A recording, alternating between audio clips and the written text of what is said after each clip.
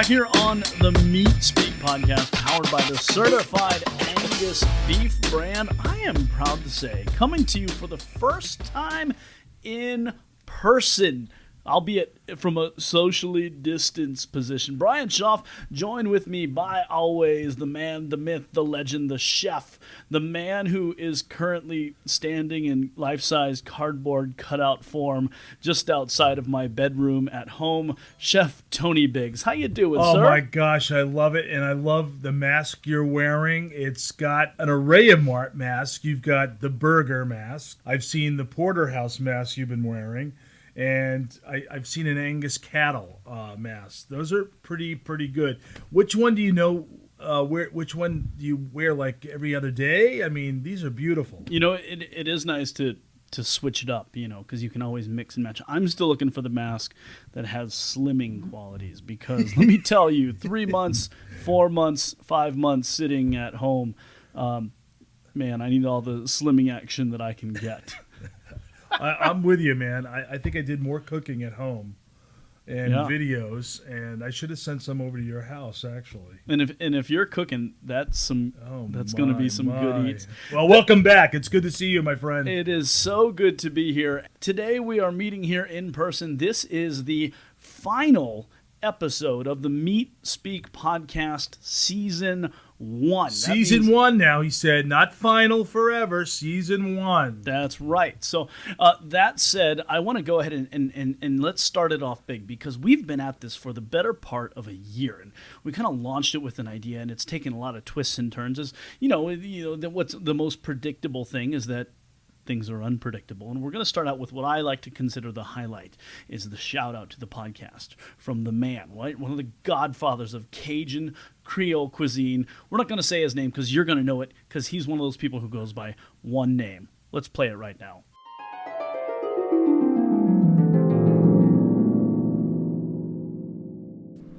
Good to go. Hey, Emeril Lagasse here, and you are listening to the Meat Speak podcast.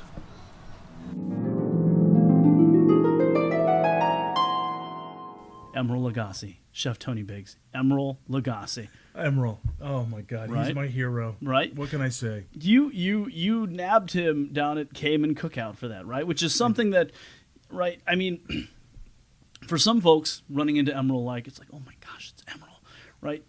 You've had a lot of experiences with him over the years. Emeril, you know, it just pays to be down the Cookout for 6 years. It pays to be on a boat over to Rum Point with him for about 2 hours and just kind of just shooting it, you know, shooting the, you know, hey, how you doing, Emeril? And we're not really talking shop. It's more of, how's it going? How's life? And God, aren't we blessed to be on this boat? Aren't we blessed to be in Cayman right now?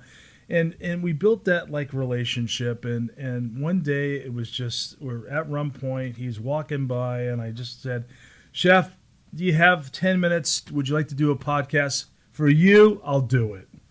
You and Emeril have something special. Makes me a little overclamped just talking about it. You know, when we launched back in September, we mentioned Emeril Lagasse, obviously one of the iconic American chefs. We launched this podcast with a bang with another iconic American chef, our good pal Rick Tremano, who lives in Chicago. Obviously, has made his name in Chicago, but he's been all over. And one of the themes that has come up over the past year is the idea of alternative cuts and alternative uses of cuts. And one of those things that uses a lot of those lesser known cuts, or we'll say cuts that need a little more love, is burgers. And so one of the things that always stuck out to me from that very first podcast was Rick talking about a chance encounter with a gentleman named Dave Thomas, who was opening a little hamburger shop called Wendy's, and that was actually his first cooking job. So here's Rick. When I was, 15 years old in 1977, I started at Wendy's Old Fashioned Hamburgers, which was one of the very first Wendy's outside of Cleveland, outside of Ohio, and in Rochester, New York. And, that's back when Dave Thomas was still in the stores, and Dick Fox, who still to this day is one of the, largest franchise owners of that group. those guys were just starting out. So my introduction to cooking, other than, just as a kid hanging around my grandmother and my mom, who were always in the kitchen, again, making pastas and tripe, it's funny. That's, all the Italian, brajioles and all those kind of things were regulars in my house. But we weren't prime, let's have filet, let's throw something on the grill kind of family growing up. I mean, it was a pretty modest family. My dad went to prison when I was a kid, and being an only child, I just needed to, stick close to home. I didn't finish high school. I needed to start working, and working at a burger joint really just kind of made sense. And this was one of the up and coming, restaurants of that era coming up. So it just it all kind of connected. So that's the first introduction. And they did everything on premise. I mean, they were grinding their own meats and they were pattying their own meats, and it was pretty amazing when they first started out on how they did stuff there, and it was very special. Whew.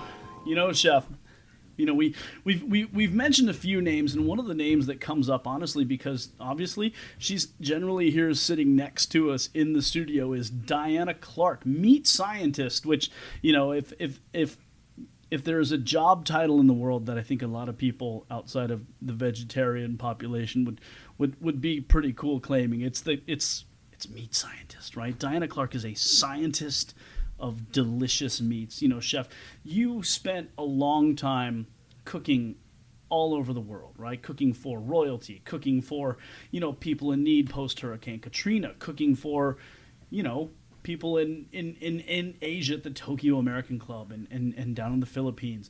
But I don't believe this. I don't believe you ever had an opportunity to work alongside of a meat scientist to the degree that you do here at Certified Angus Beef. What is it like as a chef to kind of have somebody like that who literally possesses the keys to the roadmap through the beef animal? It has been just a rewarding experience to work with a meat scientist. Like you said, Bryan, I've had the opportunity and the blessing to work all over the world. So where I received my knowledge was from, elder chefs, master chefs, but never from the standpoint of a meat scientist. And of course, the last carcass I think I saw was at the CIA when I graduated there in '84, and the rest of my career is buying boxed beef. So when I came to Certified Angus Beef 6 years ago and started with Dr. Phil Bass, and now we've graduated to Diana Clark, I've learned so much. I've missed things along the way that I should have had. I think we're in the world now where when science enters, a prospective career, it just gives it a whole different feeling. Listen, I'm not a meat scientist. I didn't graduate with a doctor's degree or a master's degree, so I can't speak to those. I can speak educationally now from what I learned from them, but again, we mesh together because they're not professional cooks or chefs. So when you're working next to a meat scientist and they can talk about the science behind the sizzle, as we call it, and then we can create masterful dishes, it just brings our game just to another climatic level. Yeah. And, I like to hang out with Diana and glean, not that I like to think that I learned something, but more so I like to learn words that I can throw around just because they sound impressive. Right, Like exactly. Pectoralis profundus and the pectoralis superficialis. And, actually one of our favorite topics, right, although we don't necessarily call it, but Penicillium nalgiavense, which of course is it's the mold that you inoculate a dry aging cooler with. Correct. And so dry aged beef, the science behind it, what's actually happening at the molecular level, is one of the subjects that we've covered in the past year. Some other things that we've talked about with Diana Clark include the science behind burgers, short ribs, beef shanks. 2 episodes all about the sirloin, of course, middle meats that everybody knows about, beef that is ideal for Asian applications, and one of our favorites, the chuck roll, right? Oh, one of my favorites. Love me some chuck roll. Love That chuck said, let's talk a little bit more, or at least invite one of our good friends to talk a little bit more about the beef shank and how he utilizes it in his restaurant because of the versatility, and the price ain't bad either. Here's Vinoy Rogers from American Kitchen down in Orlando, Florida.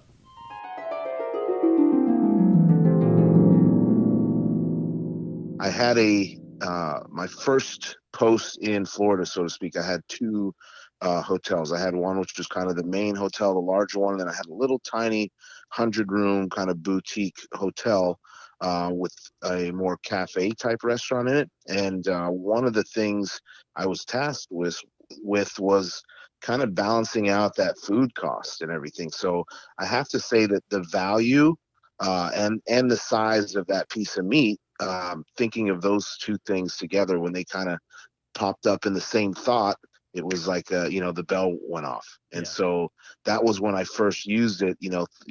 Tried it myself first. I'd had some beef shank in some dishes prior to that, but getting my hands on it and really trying it myself, I was able to use it. I think the first time I used it was in an egg roll, which I kind of have repeated and done something similar here, but currently using it on the regular menu. I think we have it in 3 dishes. I have it in a bolognese. I have it. We tuck it into an egg roll again for a carne con queso egg roll, and then now it's made its way kind of as front and center as the star of the show for our magical dining menu as a special option for our barbacoa tacos.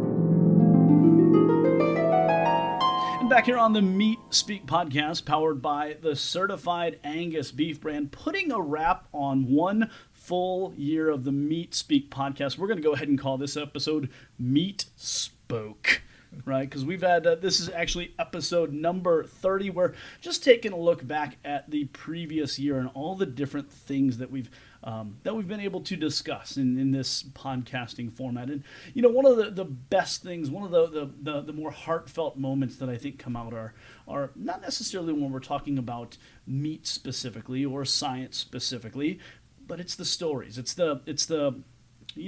when people talk about how they got into getting to where they are. Chef, how did you get into cooking? Wow, I started early when, my grandmother was making a whipped cream on the counter, and she'd put my little, on top of the counter and give me the whips, and I would just start licking the whips and with the whipped cream or the frosting or the icing. And I just watched her and my grandfather cook every weekend, and they cook from scratch. So they were excellent cooks, especially her fried chicken. She cooks it in Crisco oil, and then in a Griswold cast iron pan, and then she'd give me chores like picking green beans, and then I had the most incredible experience. She took me to New York City, and my first fine dining experience was at Mama Leone's Italian restaurant in the heart of New York City. I'm not sure if it is there anymore, but I had a duck à la flambe with cherries. And I never forgot the waiter in the tuxedo coming to our table with a beautiful roast duck, and then he flambéed that with Grand Marnier and dark sweet cherries. This was when I knew that I just had to be around food the rest of my life. And that's so very different from my experience, because my experience growing up was, chicken McNuggets come in, 4-packs, and you get a little toy with them. Well, my grandmother was a beautician, and across the street was a McDonald's. And back then, a McDonald's hamburger was 15 cents. I'm not going to tell you what year that is, folks, all right? But I remember the first McDonald's going up on Volusia Avenue in Daytona Beach, and she bought me cheeseburgers, and I fell in love with McDonald's at that time. And so, through the years, I've had the great experience to work here and there in different countries. I grew up in New England, and actually I'm a seafood guy, where my first official job was working at Hugo's Lighthouse in Cohasset, and I was the oyster shucker. I graduated to Saucier, where I knew how to make clam chowder at 19 years old, and I did the lobster station, and From there, I just, I wanted to learn everything. I was a sponge. I picked up cookbooks. One of the great cookbooks is The Joy of Cooking and The Fanny Farmer. And then I always tout our friend Jacques Pepin, La Technique cookbook, where it was kind of the first cookbook for the novice chef that was growing, and with photos of those epic recipes. So if you're one of those chefs who wants to go back in time for good French cooking, La Technique, is the cookbook to purchase. From there, I went to the CIA. I was hooked. I love food. I knew it made people happy. You just see folks when they have good food in front of them, their whole demeanor, their expressions, everything about them just changes. When it's a bad meal, you see that too, right? But, this is when I knew that this was the career for me, to make folks happy. And what better way you could do it with food. And now when you put certified Angus beef into this category, we raise our game to a whole new bar. So I've been really blessed with the brand for the last 6 years. I think I've cooked beef every single way imaginable. So, stay tuned for season 2, because it's just going to be better and better with Bryan and I. It's going to be better and better with you, man. I don't know that I'm that confident. You are. I love you. I think I'm getting a little worse every day. No, man. No way. Come on. Come on. As we talk about, everybody has a different story, and obviously there've been a lot of stories on this podcast over the past year. Some of the ones that really stick out, we're gonna play for you here. This first one is our good pal Anthony DiBernardo down at Swig and Swine Barbecue in Charleston, and a guy who did not grow up in the barbecue world. He's a Philadelphia native. Actually did a lot of cooking on a Navy submarine where they would be underwater for months at a time. But he's going to talk about he developed into a fine dining chef, and he's going to talk about the moment that he decided he didn't want to be a fine dining chef anymore, and it's pretty touching. So I have a well-rounded background. I do come from a fine dining background, mm-hmm. and that's a lot of people don't realize that. One day in particular at Kiowa, it was a summertime, and we had a lot of vacationers. I was out to check reservations at the front desk, and there was a family of 4.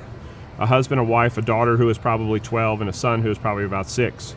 And probably going to get choked up because this really turned the way my life went. But I overheard the daughter tell the father, "It's okay if we can't eat here. It's okay if we can't afford to eat here." That was a shitty dinner service for me. Yeah. Because it really made me self-check. And, I went home that night, and I thought to myself, who am I? I'm blue collar. I grew up blue collar. Who am I to be here charging these prices for the gift that somebody gave me? And it really changed things. Yeah. So I put my resignation in the next day and changed my whole course.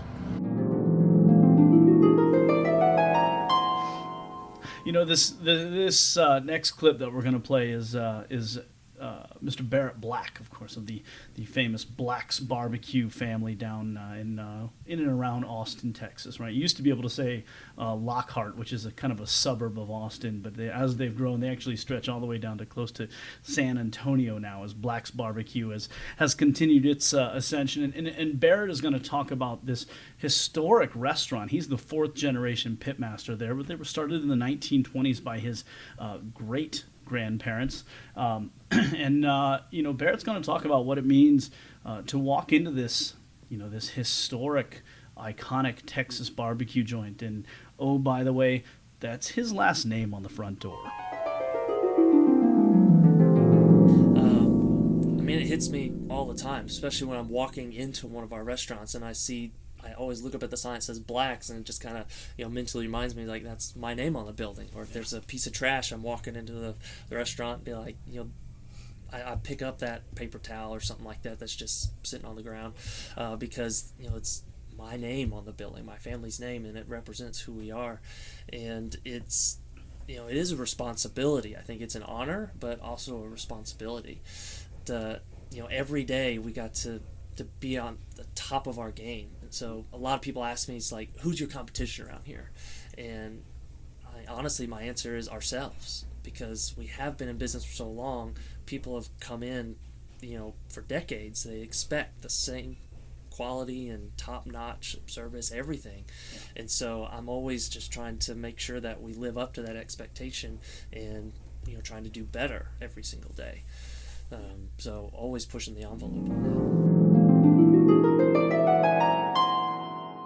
The last clip that we're going to share with you, because although we are the Meat Speak podcast, it's not always necessarily all about food, at least food as you think about it being on the plate, right? This is rancher Troy Hadrick, who he and his wife Stacy raised 3 kids in Faulkton, South Dakota, which is one of the most remote places in the country that you can possibly get to, not just in terms of distance from civilization, as you and I might know it, but in terms of the battles that they have to face with Mother Nature. And last time I checked, people weren't necessarily booking trips to South Dakota in the middle of winter. And Troy's going to talk a little bit about what it's like to raise a family kind of in the middle of nowhere.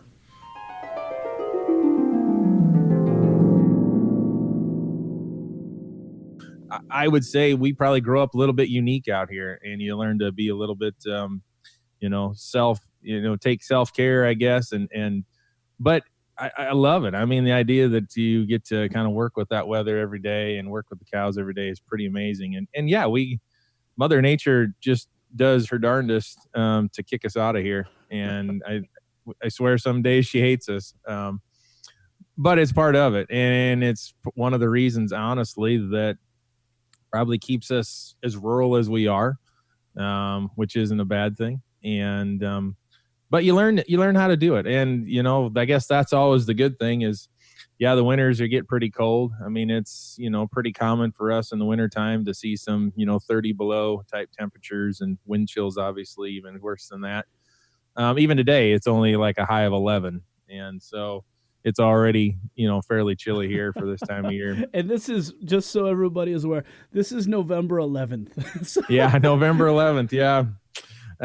We actually had our first below zero temperature. We hit below zero a few days ago, actually. So we're already dealing with that weather, and felt like we dealt with, tough weather all last winter and all summer. It just kind of feels like it hasn't quit. But yeah, you know what? I mean, it's hard to describe. You think, why would somebody want to put up with that stuff? But I just sit here and think that, we are pretty lucky, because I get to live on the place where I work. I get to work with my kids.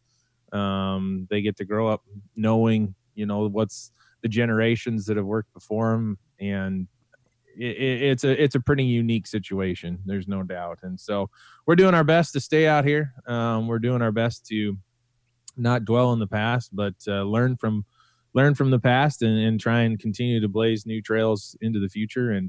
And my wife and I were very fortunate to get to do that.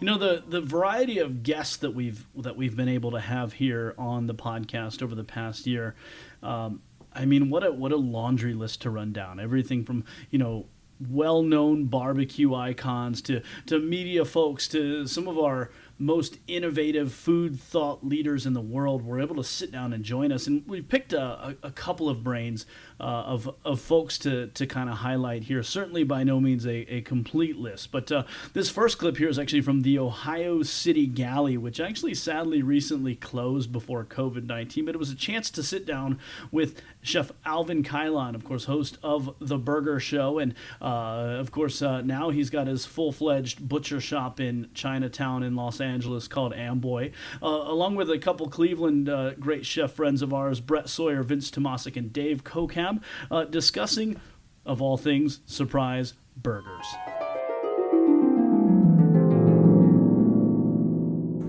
Yeah, I mean, I personally think so. I mean, it's you have to come at it from a completely different view. And, when you're making things like pork tartare and stuff that people have never really tried before, you can kind of they don't have that benchmark. Yeah, but you dictate that whole situation. Yeah, but when you're making a burger, something that somebody has been eating since they were 6 years old or whatever, whenever you had your first burger, you're competing with literally like decades of of like influence from other places and other things. So like, you know, I think we said, you know, in the beginning, like a lot of people shoot to be the best at something, but like I think that's nearly impossible in the burger game or pizza or anything. So, you know, our goal isn't to be the best, but it's to be your favorite. Like, you know, we want to be the thing that like you go, all right, maybe it's not the first time I had it, but it's so good I want to come back for it. Yeah.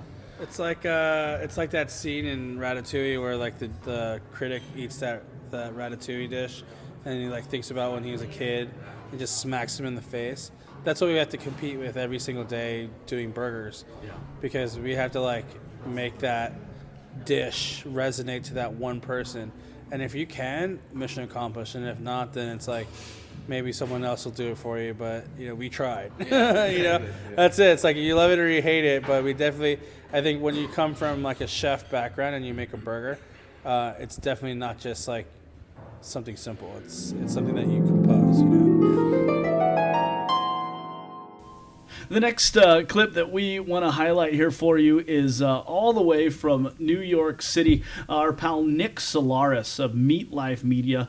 He's you can tell by the accent, obviously. He is English by birth, but he is a hardcore New Yorker. And Nick has a pretty unique perspective on the cultural weight that comes behind food and dining, and the relevance that comes from participating in this, we'll just say, dining ritual, especially at some restaurants that have been around for a long, long time. So here's Nick Solaris from Meat Life Media. Cultural pertinence. You know, like Instagram is fantastic. I love Instagram. At the same time, it does, there is this thing that social media does. It is sort of stripping away the nuances.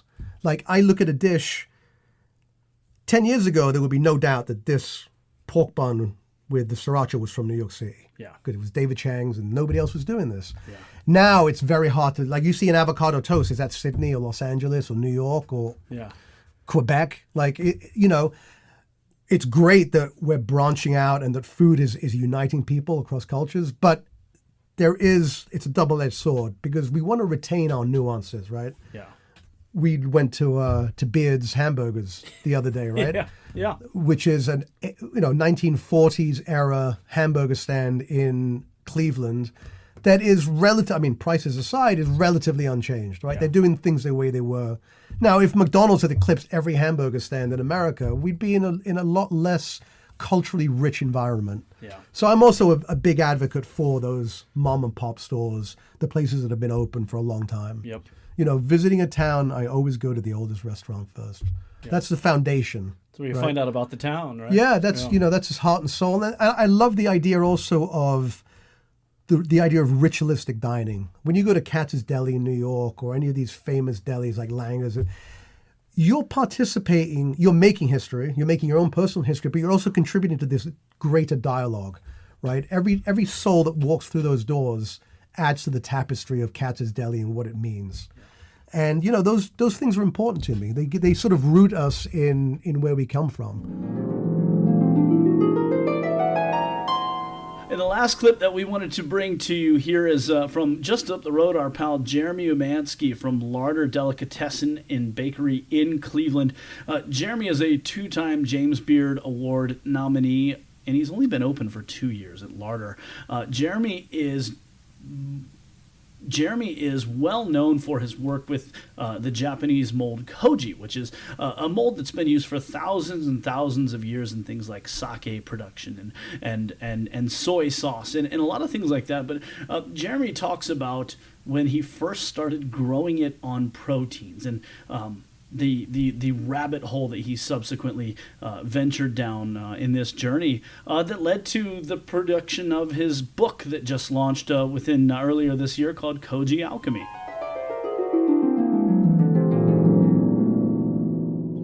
I was using mushy, overcooked rice to do it, whereas classically you need like perfectly steamed rice that after it's cooked, it still is free-flowing as raw rice is, right? It moves, the kernels don't stick, it's just, you know, perfect more or less. And I was doing the exact opposite, and it was working. So I started thinking one day, like, well, if I can grow this on like busted rice, couldn't I grow it on rice flour or another starch flour? So, I started looking at what the starch composition of rice was and seeing what food Koji preferred and types of rice it liked. And lo and behold, I decided to do this litmus test. And that was, if I could pick something that I knew would get screwed up based on the parameters needed to grow this mold, which is relatively high heat, ambient heat, about 90 degrees, and high humidity, 90% relative humidity, maybe even a little more. If I could, dust a scallop with a starch coating and the mold and get it to grow without the food spoiling, I knew I was onto something. And that's exactly what happened. I thought it was going to be a complete failure. But the mold grew and formed this bioprotective layer around the scallop, and it didn't spoil.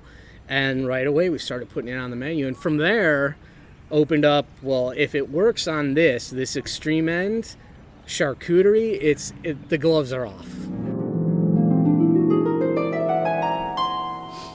Back here on the Meat Speak podcast, powered by the certified Angus beef brand. Bryan Schaff, Chef Tony Biggs here. One of my favorite topics that we got to cover in this past year actually happened not too long ago, and it's a topic that doesn't really deal with meat at all, at least as you think of meat on the plate. What it deals with is the issue of animal agriculture and its impact on greenhouse gases in the environment.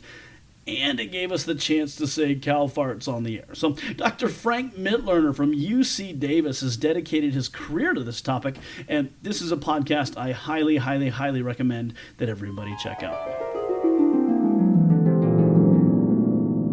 One of the biggest challenges is that the carbon footprint of cattle, so that's the contribution of cattle, both beef and dairy, to greenhouse gases that then affect climate, that carbon footprint discussion is based on data that are, in my opinion, drastically outdated.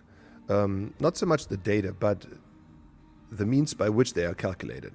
So the so-called global warming potential of these gases is, or depicts the potency of these gases to trap heat from the sun. And while I agree that methane is almost 30 times worse as a greenhouse gas than, let's say, CO2, what is left out of the discussion, and it shouldn't be left out, is the fact that methane has a drastically different lifespan. Meaning, while CO2 is in the air once it's emitted, it's in the air for about 1,000 years. There's really no process that destroys it. Methane has a lifespan of 10 years. And that means that overall, globally, but also here in the United States, the amount of methane produced and the amount of methane destroyed in the atmosphere by natural processes almost even each other out. So there's a process called, and I know it sounds technical because it is, hydroxy-oxidation. And this hydroxyl-oxidation is a process by which methane that's in the atmosphere after about 10 years is converted into water and CO2. And what's interesting about this is that the carbon that flows through the cattle system really originates in atmospheric CO2, in the air. CO2 that's in the air is gobbled up by plants that the animals eat during photosynthesis. And so atmospheric CO2 goes into plants, is then eaten up by cattle. Some of it is belched out, or it comes from the animal via manure emissions. And then that methane stays in the air for 10 years, is then converted into CO2, and that CO2 goes back into the cycle. And so you have a cyclical situation from the air into the plants, into the animals, and back into the air, plants, animals. That's called the biogenic carbon cycle. And for whatever reason, that's never considered, that we are actually not adding new additional carbon to the atmosphere through our ruminant livestock, unless we drastically increase herd size. And we haven't done that. In fact, we have shrunk herd sizes over the last few decades. And a shrinking herd size actually means that you take carbon out of the atmosphere. And if you take carbon out of the atmosphere, then that leads to what's called global cooling. So none of that has really been transpired in any of the reporting that I'm witnessing, that I'm hearing and watching day in, day out, and it should be. Oh, what a calendar year it has been. In addition to some of the folks that you've already heard this episode, some of the other folks, just to mention, who've joined us, who have episodes currently uploaded that you can find at certifiedangusbeef.com/podcast. Chris Lilly from Big Bob Gibson's, Jeff Arnett, who's the 7th master distiller in the history of Jack Daniels, Joe Urban works for Greenville County Schools and is really changing the way that school lunches are prepared and served. Of course, our pals Stan Hayes and Jay Collins from Operation Barbecue Relief, Josh Enos, the pride of Atlanta from Buckhead Meats, Sean Hine from Prime Cincinnati, and of course downtown Cincinnati, Matt Mitro from Flower Restaurant on the far east side of Cleveland, the legendary chef John Doherty, now of Black Barn in New York City, of course the legend in his own right from his years at the Bull and Bear Steakhouse in the Waldorf Astoria, of course Yoni Levin from the Best Barbecue Podcast down in Austin, and Chef Jerry Lanuza from Johnston & Wales in Charlotte, where our own CIA grad Chef Tony went head-to-head in a food-centric knowledge bowl quiz to determine, after all, which school is best, Johnston & Wales or the Culinary Institute of America. You know, since we do have a rare opportunity where we have a professor and graduate from Johnston & Wales in the room, we have a proud graduate of the Culinary Institute of America in the room, and not one punch has been thrown yet, so I'm very proud of you both. Oh, thanks, Chef. Right, but there has to be some level of competition, I think, that we have to make sure we settle. So I hope if you guys are willing to participate, I have pulled some questions that I would like to pose, and we'll just figure out, who's. Chef, referees are really in trouble in the NFL these days. And if Brian's going to be the referee, we have carte blanche to mug him in this studio. All right, I'm down. I'm down. All right, I don't even know how many questions. He's hiding the questions too. Right. I mean, oh my gosh, we're in trouble. I didn't want anybody to peek. Right. All right. First, 1996. There was a milk-based product the USDA Ag Department proposed as a substitute for meat in school lunches. What was it?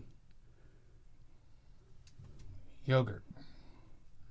Well, it was a protein. Yeah, that could have. Protein. Yeah, yogurt's a protein. Okay. Next, black-eyed peas are not peas. What are they? Beans. Oh, they're legumes. All peas are legumes. Legumes. Next, what part of the banana is used to make banana oil? The skin. I would agree. What was margarine called when it was first marketed in England? Ghee. Oleo. Oleo, yes. Okay. What are the 2 top-selling spices in the world? Salt and pepper. Is that considered a spice? Okay. Pepper and cinnamon. Cinnamon. Okay. What is the most widely eaten fish in the world? Cod. Wow. I was going to say salmon, but you got me on cod. I think I'm from New England. We eat a lot of cod up there, Chef. Scrad. Boston Scrad, right? Okay, he said cod, but I'm going to go with salmon. Okay. I thought the answer was sticks, by the way. Sticks? Mrs. Paul's, yeah. Oh, all right, 3 more questions, right? What is the name of the evergreen shrub that gives us capers? Oh, that's a good one, That's Brian. the caper bush. Caper bush? Okay. You said evergreen. Caper bush. Okay. Yeah. 2 left. What fruits were crossed to produce a nectarine? A peach and a Tangerine. Peach and tangerine. That makes sense because of the color. Yeah. Yes. Okay. And lastly, what animal's milk is used to make authentic Italian mozzarella? Water buffalo. Buffalo. All right. You know what's funny is both of you got the questions correct, all the same, and you both missed the exact same questions all the way down through. It's a virtual tie. Chef! All right. Yes! Boom! So just so you know, yogurt was correct. Legumes was correct. No part of the banana is actually used to make banana oil. It's a Okay. synthetic compound that's named because of its banana-like aroma. Margarine was actually called butterine in England. Butterine. The top okay. 2 selling spices in the world, pepper and mustard. Right? The okay. most widely eaten fish in the world, it was not Mrs. Paul's, it's actually the herring. And the herring. Oh, wow. Right? Caper bush was correct. What fruits are crossed to produce a nectarine? None. A nectarine is actually a variety of a peach. Okay. How about that? Yeah, we got peach right. And Right? lastly, Yeah. y'all nailed fresh, authentic mozzarella comes from water buffalo. So there you go. As unscientific as we can get, dead heat tie between Johnson and Wales, Culinary Institute of Okay, America. I take it. It ruins my joke. I can't tell my favorite joke anymore. Oh, I'm sorry. How do you get a CIA grad off your porch? How's that? Pay him for the pizza. But I'm done. Oh, I tease because I love. Chef Tony Biggs, your team CIA all the way. You came in a dead heat with Jerry Linus. Did that sting a little bit? It stung a little bit. It did. You caught me off guard that day, I have to admit. But I got, I left knowing Jerry. He was like a big teddy bear. I just want to give him a big hug and kiss. I love that guy. And you know what? I don't care if he's from Johnson and Wales. Okay. the outlaw Johnny Wales, I call him. I don't care. I love Jerry, and you know what? That's what we do when we invite guests and special people to the Certified Angus Beef. We walk away friends and family forever, and that's how we are. It was good to see Jerry, and I just hope we can get him back up again. You know, one of my favorite takeaways from that episode with Jerry was how honest he was about, what happens when you go to culinary school. And I think the first words out of his mouth were, "We do a fair bit of dream crushing." Yeah, that's right. That was the best one. Dream Yeah, crushing. and of course, it is the idea that, nobody comes off the street and opens a restaurant, fresh. Like there are some expectations that need to be reset. Or these kids that come out of school, what do they want to do? They want to go right on the Food Network, and they want to be, Bobby Flay, and it just doesn't happen. I think that was a perfect line, a dream crusher from Jerry. All right. In this day and age where we like to think of everything being a little kinder and gentler, that's a nice throwback to kind of the old school mentality of we're going to break you down and then we're going to build you back up. That's exactly right.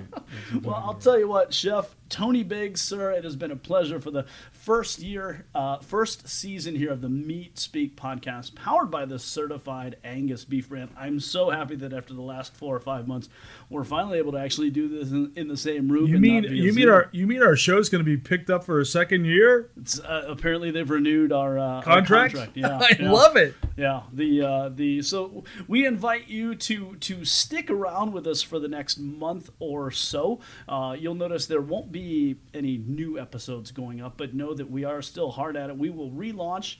Season 2 will kick off at the end of September. This is the year 2020, if you need a reference point, with a nice little glut of fresh episodes, and of course then following the same pattern that we followed for much of the past year. That's every 2 weeks, launching a new one, and of course taking advantage of our internal expertise too, as we find topics that are more time sensitive, so a few special episodes in there as well. So Chef Tony Biggs, until next year. Listen, Brian, it was a great year, and I'm glad you're safe and your family is, and I can't wait to do year number 2, and it's going to be electric. It's going to be fantastic. What we can promise you is there are going to be some changes, all happy changes. Word has it we're actually getting our own, our own studio. But, Oh my God! You know, our own studio, right? Our own studio. Wow. So fresh topics. You know, stick around next year. It's going to be even meatier. Even the life-sized cardboard cutouts are going to be larger than life next year. So.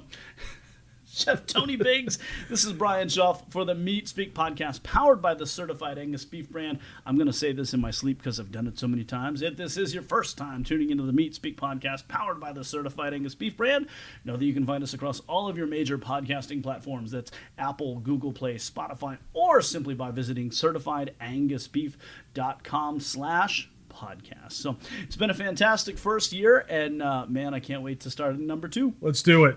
Game Take on, care. Chef. Until next time, thank you, brother.